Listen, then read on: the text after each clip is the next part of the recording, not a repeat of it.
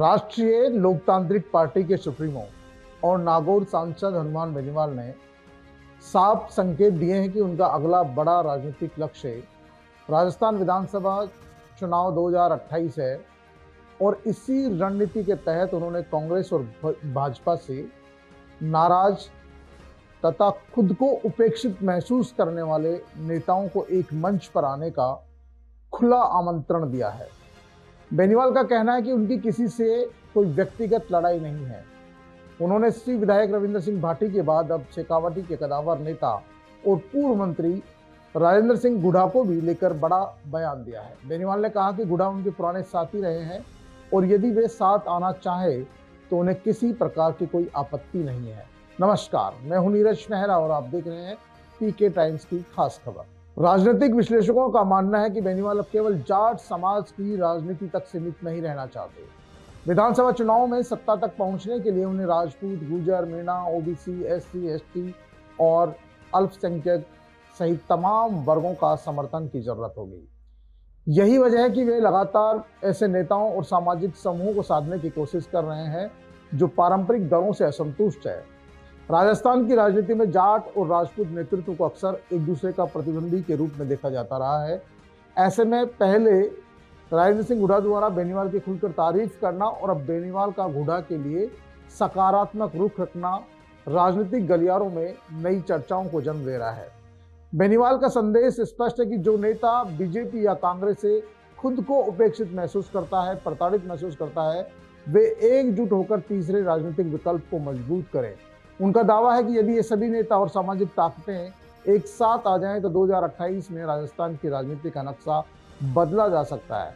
उन्होंने जाट समाज से भी आह्वान किया कि अगले 2 वर्षों तक पूरी ताकत से संगठन को मजबूत करे ताकि भविष्य में सत्ता में भागीदारी सुनिश्चित की जा सके। बेनीवाल के हालिया बयानों से साफ है कि राष्ट्रीय लोकतांत्रिक पार्टी अब केवल क्षेत्रीय या जातीय राजनीति की सीमाओं से बाहर निकल चुकी है और अब व्यापक सामाजिक और राजनीतिक गठबंधन बनाने की दिशा में आगे बढ़ रही है। यदि कांग्रेस बीजेपी से नाराज नेताओं का एक बड़ा समूह आरएलपी के साथ आता है तो 2028 का विधानसभा चुनाव त्रिकोणीय और बेहद रोचक हो सकता है।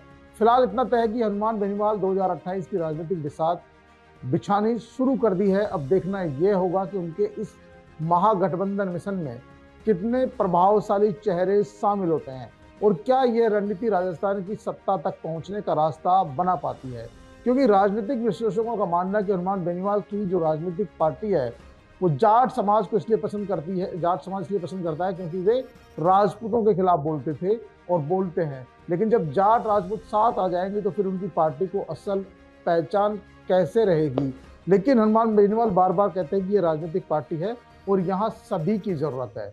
वो किसी भी जाति या धर्म के खिलाफ कभी नहीं रहे हैं और जो भी आरएलपी को पसंद करेगा, साथ आएगा, उसको साथ लेने को तैयार है। इससे बीजेपी और कांग्रेस के जो नेता आरएलपी पर हावी हो सकते हैं ऐसा माना जा रहा है।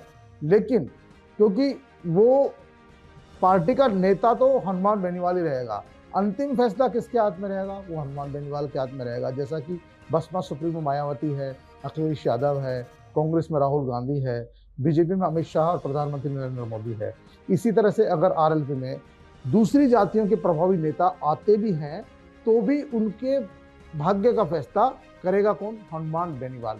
इसलिए हनुमान बेनीवाल ने अपनी विपरीत विचारधारा के लोगों को भी आमंत्रित किया है। उन्होंने कुछ दिनों पहले शिव विधानसभा के विधायक रविंद्र सिंह भाटी के लिए भी कहा था कि वो पार्टी में आते हैं तो उनका स्वागत है। राजेंद्र सिंह गुढ़ा शेखावाटी के कदावर नेता है, वो खुले मंच से जाट समाज के लिए बोलते हैं। लेकिन वो जाट समाज के लिए क्या बोलते हैं? वो कहते हैं राजपूतों को राजनीति जाट समाज से सीखनी चाहिए। तो इसमें गलत क्या हो गया? वो सीधा बोलते हैं कि भाई जाट जिस तरह यूनाइटेड होकर अपने लोगों को वोटकास्ट करता है उसी तरह यदि राजपूत समाज भी किसी एक पार्टी से बंद कर नहीं रहे और अपने लोगों को खुलकर वोट करे तो उनकी सत्ता में भागीदारी और ज्यादा मजबूत हो सकती है। जाहिर सी बात है, हनुमान बेनीवाल भी यही कहते हैं कि जाट समाज को जो हक मिलना चाहिए तो नहीं मिला, क्योंकि वो सोचते हैं कि जाट समाज का मुख्यमंत्री राजस्थान में बनना चाहिए। लेकिन पिछले 60 सालों में 70 सालों में नहीं मिला, क्योंकि एक बार भी किसी भी पार्टी ने जाट समाज के व्यक्ति को अवसर नहीं दिया, उप मुख्यमंत्री तक सीमित रखा। हनुमान बेनीवाल की टीस है कि राजस्थान का मुख्यमंत्री जाट समाज से हो और दूसरे लोगों की भी टीस है। देखना ये कि हनुमान बेनीवाल अपने सपनों को पूरा करने के लिए जो जातीय गठबंधन करने की सोच रहे हैं, जो विरोधी जातियां हैं, जिनको विरोधी जातियां माना गया है राजनीति में, हालांकि कोई विरोधी नहीं होता है क्योंकि राजनीतिक पार्टियों में सब एक मंच पर होते हैं। चुनाव में हार जीत का आधार भी राजस्थान में जातियां होती है और पार्टियों में भी टिकट का बंटवारा भी जातिगत आधार पर होता है।